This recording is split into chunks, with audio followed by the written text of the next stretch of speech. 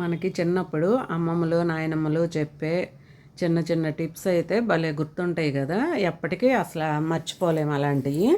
అలాగే నాకు కూడా ఈరోజు ఒకటి గుర్తొచ్చిందండి. ఎందుకంటే చిన్నప్పుడు మినుములు సున్నుండలకి వేయించేటప్పుడు మా అమ్మమ్మ అవి ఎలాగా వేయించాలో, ఎలాగా వేగితే కరెక్ట్గా సరిపోద్దో చెప్పింది. అదైతే ఇప్పటికీ నేను అసలు మర్చిపోలేను. ఈరోజు నేను మినుములు మనకి అప్పుడు పొట్టుండే మినపప్పు మినుములు వచ్చాయి కదా. ఇప్పుడైతే ఇంకా నేను మామూలుగా ఇంట్లో ఉండే మినుములతోటి మనము ఇడ్లీకి వాటికి వేసుకుంటాం కదా, వాటితోటి చేశాను. అవి ఎలాగేగాలంటే ఆ టిప్ ఏంటంటే, మనము వేయించేటప్పుడు వాటిని సిమ్లో పెట్టి బాగా వేగాలి. వేగిన తర్వాత ఆ మినుముల పలుకులు నోట్లో వేసుకుంటే మనకి అసలు కొంచెం కూడా మెతువు అనేది ఉండకూడదు. నోట్లో వేసుకుని బాగా నమిలితే ఆ నమిలినప్పుడు కరకర అయిపోవాలి మినపప్పు గింజ మొత్తము. అలా వేగితేనే ఈ సున్నుండలకి టేస్ట్ బాగుంటుందండి. కొంతమంది కొంచెం వేగిన తర్వాత ఆమె నోట్లో వేసుకొని చూసి వేగింది కదా అనుకుంటారు. అలా కాదు, మనం నోట్లో వేసుకున్నప్పుడు బాగా అసలు కొంచెం కూడా ఆ మెతువు అనేది తగలకూడదు. మనకి బంక్ లాగా వస్తుంది కదా నమిలినప్పుడు, అలాగా ఉండకూడదండి.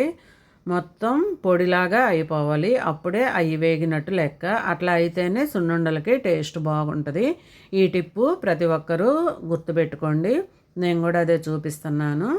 అయితే ఈ సున్నుండలకి ఏమేమి వేసానో వెరైటీగా ఎప్పటిలాగా కాకుండా కొత్తగా చేద్దామని చెప్పి కొంచెం పెసలు కూడా వేయించి, జీడిపప్పు, బాదం పప్పు, యాలకులు అన్నీ బాగా వేయించి ఇలాగా మిక్సీ వేసుకున్నాను. మిక్సీ వేయటం కూడా మరీ ఫైన్ పౌడర్ అవ్వకూడదండి. కొంచెం బరకగా ఉంటేనే టేస్ట్ బాగుంటుంది.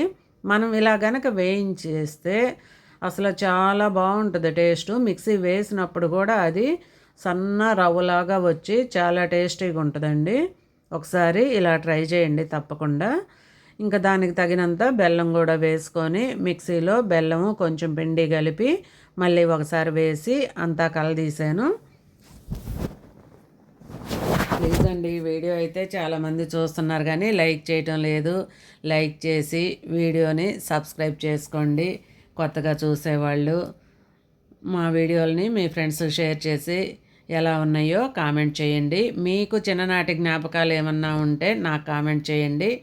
నేను కూడా చూసి సంతోషపడతాను. నాకైతే చిన్నప్పుడు అమ్మమ్మ వాళ్ళు నాయనమ్మ వాళ్ళు చెప్పినవి అయితే చాలా గుర్తులు. మనం అసలు జీవితాంతం మర్చిపోమండి అలాంటివి. అంత బాగా మనకి పనిచేస్తుంది. మీకు అలాంటి మెమరీస్ ఏమన్నా ఉంటే నాకు కామెంట్ చేయండి, సంతోషపడతాను. ఇలాగా ఇంకా బెల్లం వేసి కలిపిన తర్వాత మొత్తం కలదీసేసి ఇంకా తగినంత నెయ్యి, మీరు ఎక్కువ కనుక తినే పని అయితే పిల్లలు అలా కనుకైతే వాళ్ళకి మంచి బలం కదా, కొంచెం ఎక్కువే వేసుకోండి నెయ్యి. నేనైతే మాకు ఇంకా పెద్దవాళ్ళం అయ్యాం కాబట్టి కొంచెం హెల్త్ ఇష్యూస్ వల్ల కొంచెం తక్కువ నెయ్యి వేసి ఇలా కలుపుతున్నాను. కలిపి వచ్చేమోయినా వేసుకొని కలుపుకొని పక్కన పెట్టేసి అన్నీ ఉండలు చేసేసుకొని బాక్స్కి సర్ది పెట్టుకున్నానండి. చాలా బలమైన ఆహారం అండి. ప్లీజ్ అండి, సబ్స్క్రైబ్ చేసుకోవటం మర్చిపోవద్దు. ప్లీజ్ లైక్ చేయండి. Thank you. వీడియో